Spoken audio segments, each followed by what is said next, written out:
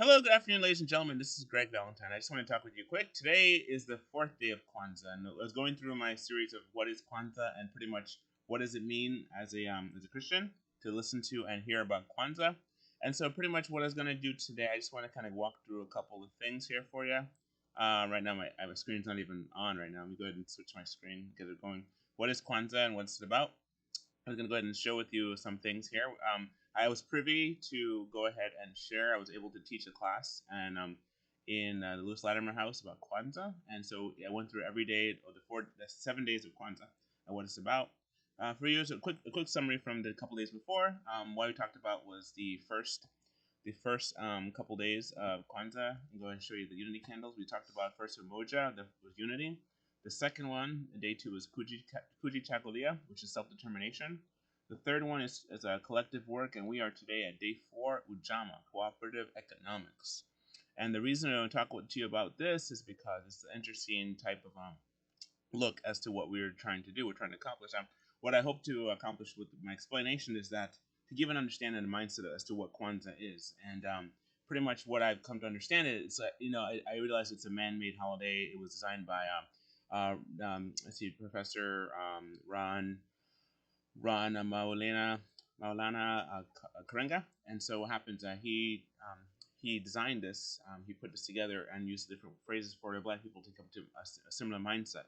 It all started with simply just an idea, and it became an idea. It became like it's not really a big holiday in America. I'd say maybe 1 million to 6 million people celebrate it, and it's not really a holiday that has a lot of things to it. But one thing that I started to understand about it is that the concept of it is kind of like studying about let's imagine you're studying algebra or you're studying a course in history, and what you're looking at the different parts of it, different angles of it. And so what I began to do was that as a Christian, I wanted to look into it and see how I can glean some things from it as well as put some things into it as well. So today, what I'm going to talk to you about is the fourth candle, which is the cooperative economics. And so first and foremost, like I did before last time, I went through what the world's definition is of it, and then after that, I went to and put my own look into it as well. So what we have so far is I'm going to go ahead and show what it stands for. I see pretty much what Ujamaa is. It's kind of it's called Ujamaa. Sorry, it's cooperative economics, and how it is you can see in the cooperative economics, you have the parts of it here. That's we have two rings. Two rings that are put together. And the two rings, I'll go into more description as to what that is. But for right now, just the whole description of it is that. I'm going to go ahead and give you some more details as to what it is on that one. So let's go back to this. Click the right button here. Description. Okay, for the first and foremost, we have number one. I'm going to go ahead and put that in there so you can see. I'm going to remove this one. Number one, day four of Kwanzaa is Ujamaa. The principle of Ujamaa focuses on the benefits of cooperative economics. Those who practice Ujamaa often pledge to build and maintain our stores, shops, and other businesses, and to profit from them together. According to the founder of Kwanzaa, the fourth principle deals with the shared wealth and work, a commitment to the practice of shared social wealth, and the work necessity to achieve it, and a sharing of wealth and work in the manner of a family. For practical purposes, that translates into finding ways to build and support black businesses in the community. While you may start your own business, it's also common to find other businesses to support. In the purpose of building wealth, you may participate in a neighborhood partner plan that's aimed at helping each other accomplish their financial goals.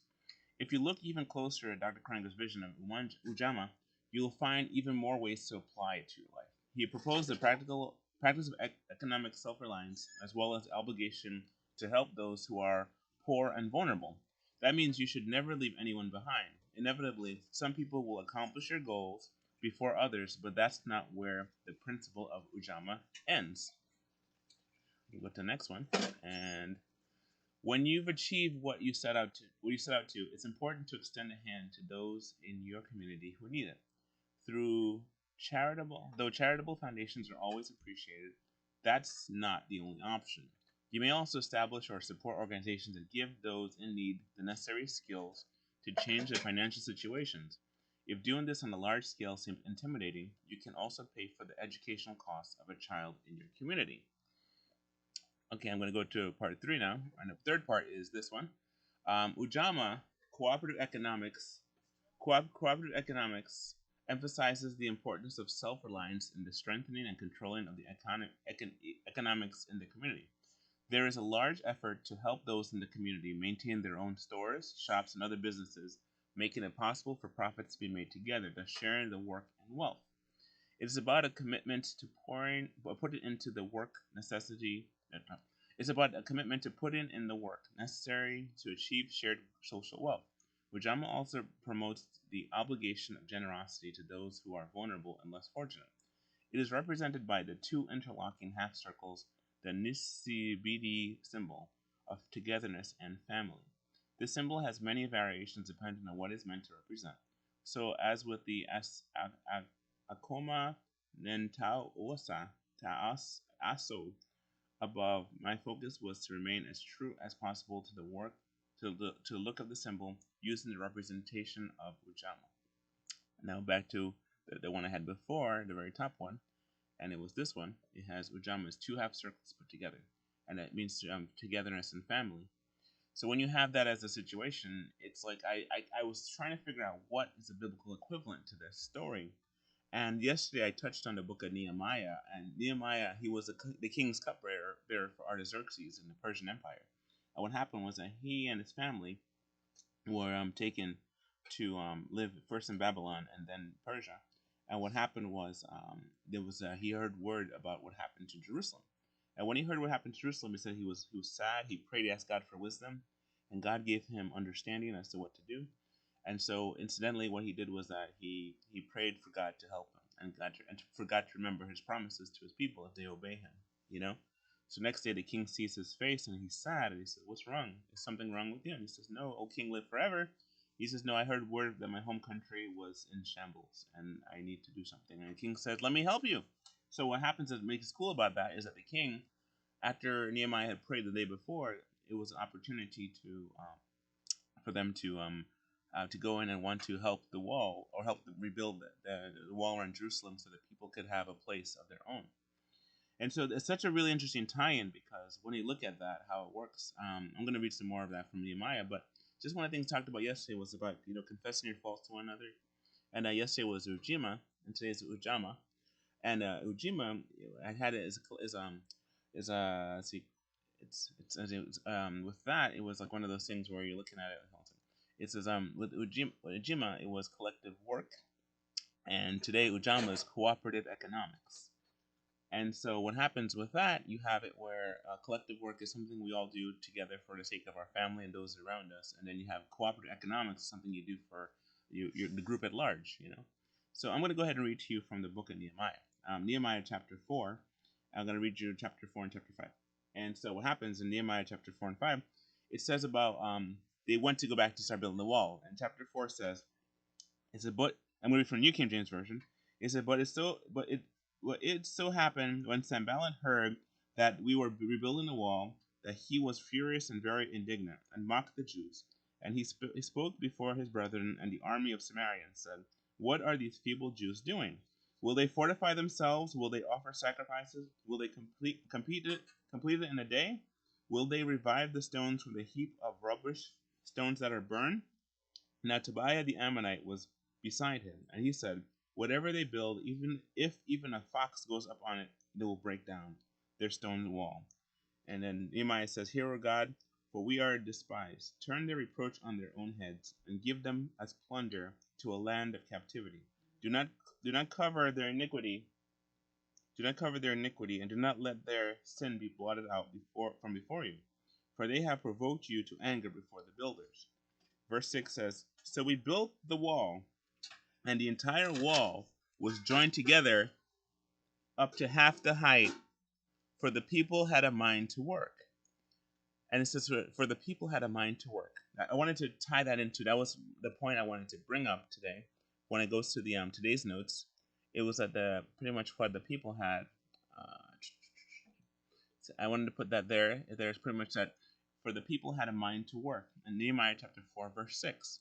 And that is interesting because what happens, they had a goal. Their goal was not just to make a wall for wall's sake. They wanted to rebuild their people, So the people had a mind to work. They had to look into what was the problem and how they could defend themselves, against the situation. I'm going to read some more. Verse 7 says, Now it happened when Sanballat, Tobiah, the Arabs, the Ammonites, the Ashdodites heard that the walls of Jerusalem were being restored and the gaps that were beginning to be closed, that they became very angry, and all of them conspired together to come and attack Jerusalem and create confusion. Nevertheless, we made our prayer to our God, and because of them we set a watch against them day and night. Then Judah said, "The strength of the laborer is failing, and there is so much rubbish that we are not able to build a wall." And our adversary says, "They will neither know nor see anything till we come into their midst and kill them and cause the work to cease." So it was, when the Jews who dwelt near them came by, then they told us 10 times, For whatever place you turn, they will be upon us. Therefore I positioned men behind the lower parts of the wall, at the openings, and I set people according to their families, with their swords and their spears and their bows. And I looked and arose and said to the nobles, to the leaders, and to the rest of the people, "Do not be afraid of them. Remember the Lord great and awesome, Remember the Lord great and awesome, and fight for your brethren, your sons, your daughters, your wives, and your houses." And it happened, when our enemies heard that it was known to us that God had brought their plot to nothing, that all of us returned to the wall, every one to his work. So it was from that time on that half of my servants worked at construction, while the other half held the spears and shields, the bows, and wore armor, and the leaders were behind all the house of Judah. Those who built on the wall and those who carried burdens loaded themselves so that with one hand they worked at construction, and with the other hand they held a weapon. Every one of the builders had his sword girded at his side, and he built, and he built, and he worked. And one who sounded the trumpets was beside me. Then I said to the nobles, the rulers, and the rest of the people, "The work is great and extensive, and we are separated far from one another on the wall. Wherever you hear the sound of the trumpet, rally to us there, O God. Our God will fight for us." So we labored in the work, and half of the men held the spears from daybreak until the stars appeared. At the same time, I also said to the people, "Let each man and his servant stay at night in Jerusalem, and they may be our guard by night and work party by day." So neither I, my brethren, my servants, nor the men of the guard who followed me took off our clothes, except that everyone took them off for washing on washing day. And that's chapter 4, right? So pretty much just give a recap of what happened. They were like building this wall. They had a mind to work. The people were willing to work. They wanted to do something together. They wanted to build the city back, And first, in order to build a city, you have to have a wall to protect it. When you do construction in New York, you have to have a wall around it so people can't come in and steal your tools. People can't come in and sabotage it and make it unsafe.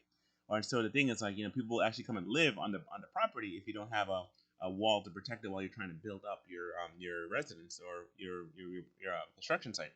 So what happens is that you have people there, watchmen, night watchmen, to watch the city, and then you also have people just kind of there. So what they were doing was they got to the point where the people around them were watching them build a wall. And they say, "I know what you're trying to do. You're trying to rise up from your ashes. You guys were destroyed for 70 years. The children of Israel were in bondage. They went back. They went to Babylon because they had not given the land rest. But according to the scriptures, they're supposed to have given the land rest, right? The land of Israel, the land of Canaan, they're supposed to give it rest. And what happened was they didn't give the land rest, and so for it was 490 years of having the property, they didn't cycle through and give it 1 year of rest, 7 year Sabbath rest.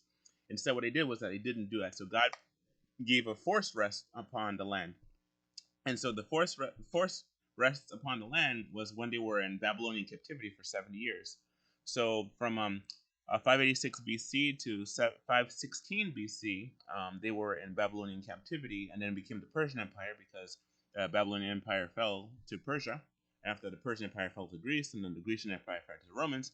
But before that, it was the Babylonian Empire fell to the Persians. They were taken over by the Persians. So this time you would have it where um, the Babylonians were under, well, pretty much the Nehemiah. He was a king's cupbearer for King Artaxerxes. And long story short, what happened was, like I said before, they were building and building, and they were trying to rebuild their fallen city because for 70 years it was unoccupied by the Jewish people because they were taken captive to Babylon. So then what happened was when they went up there, came back, or the news came back to Nehemiah, because he was in a high position, he asked the king for help, and the king gave him servants to go and help and build. So he went down there to build, and as they were there, he got, by the king's decree, they were being attacked or being threatened by the nations around them. It's a real good book to read. I really encourage you to read the whole book of Nehemiah. I'm going to read a little bit more and about, but one of the things I wanted to talk about was, in this situation, you have it where very clearly people are trying to do something, and there's a set of people trying to knock it down. So, there are many people when you try to do something good, they come along and they come with bad attitudes, or they come with bad spirits, or even come with weapons to try and knock you down. So in their case, when they're trying to build this thing, they said they couldn't even give rest to their eyes. They had to keep watch. So on one side they have a shovel to work with, the other side they have a sword to hold in their hand. So one hand they have their weapon on the side of their hip, the other hand they have their tools to work. It's kind of like everybody was armed. Okay, everybody was armed and ready to fight. But that's kind of hard to do because if you ever try and do something, it's important to why there's importance of having a family. Is if you try and do two things at the same time, you just can't do it. Either you're going to spend one day doing something or the other. That's why when people go to work, they come home and they have like nobody at the house to meet them. They have to do all the work themselves. They have to go in and take care of the house and make sure their laundry is done and all that stuff. And then so what happens is like you have to make sure that all these things are done in such a way, in such a manner that you're able to maintain. So for example, who's gonna you have to cook your food when you get home. You got to take care of yourself when you get home if you're by yourself. But if you have a thing where you have, for example, you have situation where you're married and you have your family, and you have your wife or your wife stay home, wife stay home with the children. What happens is that you can actually do two things. You can be out working and taking care while somebody's home taking care of the children. And with that, you have the children being educated and learning the ways of what you want to teach them. And then the thing is, it's a cooperation effect. And what happens is that, but that's more like Ujima in terms of like you have it where the family, so you're taking care of your own family business. But now to make it a bigger thing is where you have your whole house taken care of, your whole family's taken care of. And so, let's for example, you want to do like you want to do a big family event, that's something where you have to unite different families together to meet together to be able to do something. In the case of Nehemiah, you have it where you know he had a group of people together and they had to work, and when they're working together, one set had to keep watch, the other set had to build. So there's people watching to make sure nobody comes to attack them while they're building and fortifying this wall for everybody to be safe in. Because you know what, believe it or not, if you have no walls to your house, anybody can come inside. If you have no walls to if you have no gates around your property, people are gonna walk through and call it their own. People walk with their dogs and have the dog do their business right on your lawn on your property. If you have no boundaries, everybody needs to have boundaries. So when you're working together, everybody has to have the same kind of mindset. For the people had a mind to work in Nehemiah chapter 4, verse 6. Um, um, um, okay, what happens is this, right? So I'm going to read with you chapter 5, and read some of it because it's really cool how it works. In chapter 5, it goes, and there was a great outcry of the people and their wives against their Jewish brethren, for there were those who said, we our sons and our daughters were many, therefore let us get grain that we may eat to live. And there were also some who said, we have mortgaged our land and vineyards and houses that we may buy grain because of the famine. There there were also those who said, we have borrowed money for the king's tax on our land and vineyard. Now our flesh is the flesh of our brethren, our children as the children, and indeed our children as their children, and indeed we are forcing our sons and our daughters to be slaves, and some of our daughters have been brought into slavery. It is not in our power to redeem them. Wait. Is it not in our power to redeem them? For other men have our lands and vineyards. And I became very angry when I heard their outcry and these words. And after serious thought, I rebuked the nobles and rulers and said to them, each of you is exacting usury from his brother. So I called a great assembly against them, and I said to them, according to our ability, we have redeemed our Jewish brethren who were sold to the nations. Now indeed, will you even sell your brethren, or should they be sold to us? Then they were silenced and found nothing to say. Then I said, what are you doing? What you are doing is not good. Should you not walk in the fear of our God because of the reproach of the nations, our enemies? I also, with my brethren and my servants, am lending them money and grain. Please let us stop this usury. Restore now to them, even this day, their lands, their vineyards, their olive groves, and their houses, also 100 of their money, and the grain, the new wine, and the oil that you have charged them. So they said, we will restore it, and will require nothing from them. We will do as you say.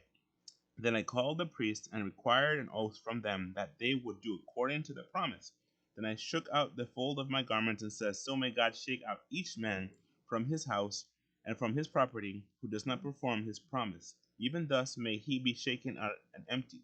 And all the assembly said, Amen, and praise the Lord. Then the people did according to this promise. All right,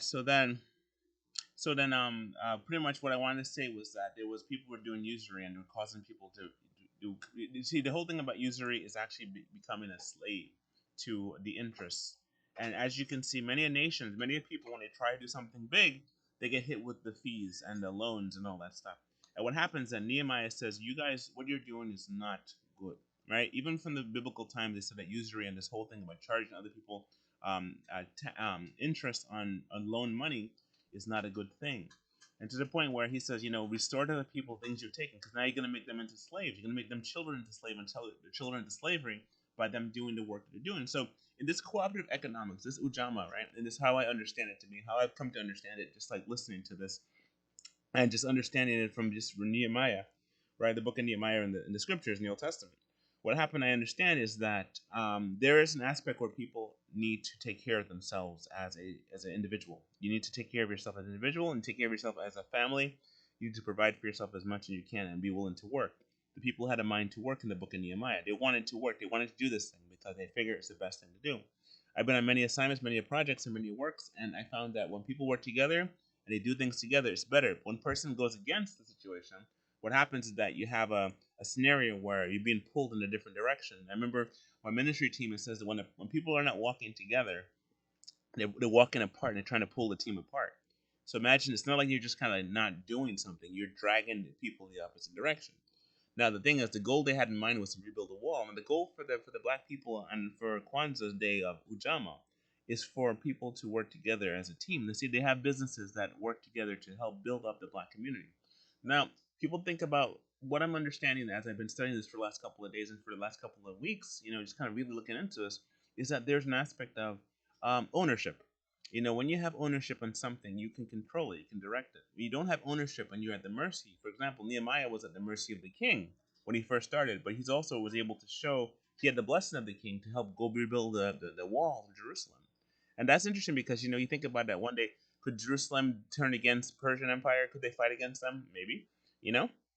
Could they have a situation where they turn on them and no one's they wanted to fight against them? They could do that. But the bottom line was that the king, God had moved in the king's heart to allow them to be able to do this, and they had the king's protection, but also they had to protect themselves as well. So it's not just one thing to just make something up and to go do something. It's another thing, you have to make a plan. You have to do, and you also have to protect your plan. So for example, now if you go to like one time we had a thing where we worked on you're working at a let's see one of those vendor markets, right? And it was a situation where there was three people working or several people working together under one tent. It was way many years ago, and so three different families were working together under one tent. And so even though we all shared the table costs, we didn't share the profits, right? So for example, one family member would one group of families under one tent, because it's three families under one tent, one would make money and then the other ones wouldn't make money. So for example, like the competition wasn't just the people outside, that vendors, other vendor tents, tables. The competition was inside under the tables too. So what happened is that in order for it to be fair, it would have to be, if you share the table, you share the profits. And that's how it would have to work. So the thing is, the people had the mindset to work. But if it has it where one person goes in there and they have to do all the work, and then the people get to benefit from the other people working, that's kind of like a communist kind of a thing. Sometimes people do something to help other people, but it's like the bottom line was that they had funding to build this wall in Nehemiah. They had funding, so the reward would be for the people to be able to all live safely. Because what happens is you can't live safely if you can be easily raided and kidnapped and taken away at a moment's notice. And that's one of the things about freedom and free enterprise, is that once you have something in motion, you have to protect it, and you have to protect it from hooligans trying to come and take it. But one of the things that's interesting is that when you have done this, you can build a community. And the thing is, like, when you have your bills are taken care of, you can help other people. And that's kind of the way how it works out with this. So when you have businesses working together, say you have the local hardware stores and the local department stores working together for a goal, they can really make a difference for the neighborhood. I think what the idea was in mind when they first had this was that the idea was to be like, we'd have how many ethnic groups, you have people when they move into a neighborhood, they start off small. They start off those people start working for a group of people, and then eventually they get enough money to where they can they do whatever it can. They work night and day, they said here in the book of Nehemiah. They work night and day, and they defend what they have until eventually they build something big enough. So, like, in the case of my family business, we are working towards making our art, and we can do different artwork and stuff. Here's like a sample of our stuff. It says that we can do art. We can make masking tape structures and sculptures. We can make all kind of things in masking tape. And so, but the thing is, for the most part, though, what we're looking at is that, to go back to what we were saying before, the people had a mind to work, and when you're willing to work together, you can do great and mighty and wonderful things together. So you have it where the situation is, if we're gonna work together and cooperative economics, it's a matter of building up something for a goal. Let's say, for example, you wanted to you raise money for a cruise or something, right? You're gonna go on a cruise, and on that cruise, you're gonna have people talk. You're gonna have a set of families that have to work together and raise enough money to buy tickets and then all the stuff and all the accoutrements to go with that. The thing about having a cruise. So for the most part, though, when you do that, you all work together as a team to try and build up and try and do things together. So at the end of it, the reward is that you all get a chance to enjoy. You don't have to worry about food because it's taken care of. Worry about safety because that's taken care of. And you're all on a cruise going place, and you pay the captain, and the captain pays this crew and all that, able to go on a cruise. We want to build like a library or something. Different people come together. Now the way the government works kind of takes away a lot of our ability to kind of form stuff, but people get corporate licenses, and they get like permissions and stuff from the city to build and to prepare and have construction sites. And incidentally, what they do with all that is that they're able to build and make many things. Long story short, what I'm trying to say is that when people put their mind together, when businesses put their mind together, they can do great things.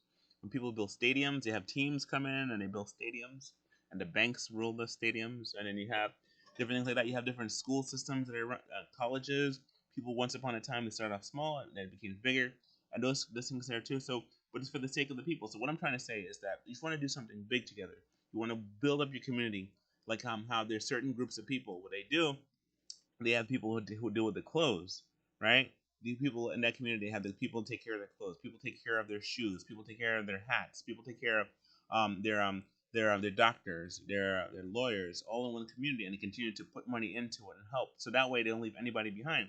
Anybody who's in that neighborhood, they give them a job to do, to give them work to do, and they're able to do that. But in order to give people work, you have to be able to sustain yourself as well. So it's a cooperative effort. In the case of Nehemiah, they wanted to build up the wall and rebuild it all, and so that the people can have a place to live. They can have their promised land be back to normal. So what I want to do to wrap this up, I just want to kind of say a couple of things. One is, before I said about how the people had a mind to work, I want to look back to what we already did for the different days. And you have, for the first day, I had be strong in the Lord and the power of His might. That's for the unity. The second one I had was seek the Lord while you may be found. Call for self determination. Day two, seek the Lord while you may be found. Call ye upon Him while He is near. That's saying that our self determination is from the Lord. Ask the Lord for strength. Next one for that was talked about yesterday was confess your faults and trespasses with one another and pray for one another that you may be healed. The effectual fervent prayer of a righteous man avails much. And that means that to say that when you have things, in order to work together as a family, you have to make sure you're on the same page. And the last one was where the people had a mind to work. In Nehemiah chapter 4:6, and I put it up there on the top, for the people had a mind to work. And that's a cooperative economics as I understand it to be. Now, how they had it different might have been different, but this one here, how we're going to do it, is very much how I think it should be from a Christian point of view. Again, thank you so much for listening. I know there's a lot to talk about and a lot to share and a lot to understand, but for the most part, though, I just want to talk about day 4, Kwanzaa, and I got 3 more days left to go through, so I'm going to see if I can have something ready for you tomorrow as well. But each day has been like a lesson for me, and it's not like a lesson of a lesson of like a spiritual lesson of like this replaces Christmas or replaces God or anything like that. But it's an understanding mindset that if you want to help a people group grow, how would you do it? You'd have to help them with first thinking about certain things and understanding. But first and foremost, you got to put your focus on the Lord, because again, like I said yesterday, if the thing is of God, you cannot fight against it. But if the thing is against God, then it's not going to last. Right? So I just want to say that. I want to thank you all again for listening and for paying attention to my message again. I just want to encourage you to be kind to each other, love one another, to help one another to grow. You see somebody in the community, help them with any way you can, and God bless you. And thank you so much for all that you are able to do.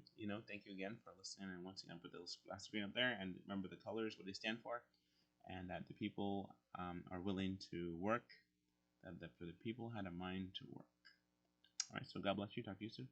All right. See you tomorrow. Don't forget to subscribe, like, and subscribe to our page and our channel. Thank you. Have a good night. Bye.